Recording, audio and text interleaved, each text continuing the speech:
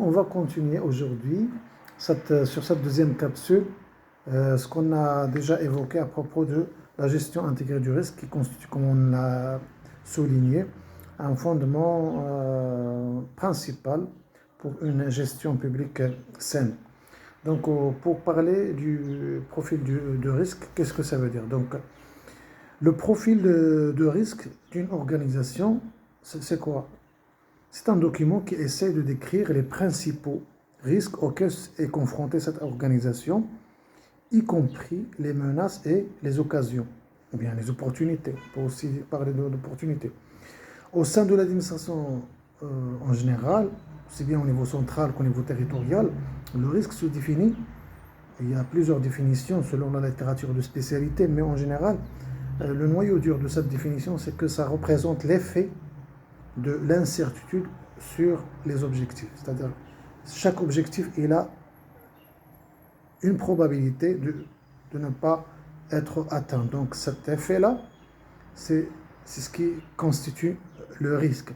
Le risque, il exprime donc une probabilité, statistiquement parlant, et aussi il essaie de retracer l'incidence, l'incidence d'un événement qui potentiellement susceptible, qui peut nuire à l'atteinte de l'objectif de l'organisation. Donc il va nuire bien sûr à sa performance. Partons de la définition que la performance est une capacité d'une organisation à atteindre ses objectifs. La question ici, c'est que est-ce que l'organisation, par exemple un ministère ou bien une collectivité territoriale, est-ce qu'elle est en mesure, est-ce qu'elle est capable d'avoir des objectifs stratégiques, des objectifs globaux et spécifiques, des résultats attendus bien définis. Donc ça c'est un autre volet de la gestion. Mais pour ce qui est du risque, c'est déjà suffisant pour définir le risque. Donc le profil, revenons à l'objet de cette capsule, le profil de risque, c'est un produit, en fin de compte, c'est un produit de tout un processus d'évaluation qui va nous permettre de tracer à quoi ça ressemble les risques. Normalement, le nombre de risques il y a beaucoup de risques de plusieurs types, mais en général, un tableau de bord pour un responsable d'une organisation, pour un décideur au niveau d'une organisation, il ne doit pas contenir plus de 10 risques. Sinon, ça va se transformer en l'opposé de ce qu'on a intérêt à faire, c'est-à-dire l'aide à la prise de décision.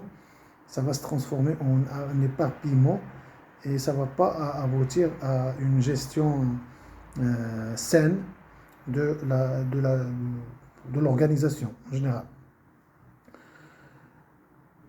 Aussi, je peux rajouter que normalement, quand on a un profil de risque bien défini, ça va permettre d'éclaircir, ça va permettre d'apporter des conseils ou bien des orientations très claires et instantanées même qui vont permettre à l'organisation de prendre les bonnes décisions, et surtout une fois que la stratégie de cette organisation est mise en œuvre.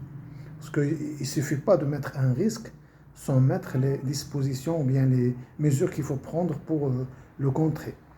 Donc c'est déjà une bonne introduction à ce qu'on appelle le registre des risques qui doit accompagner le document de planification stratégique de l'organisation. Donc je crois que c'est une phase qu'on va aborder, Inch'Allah, prochainement.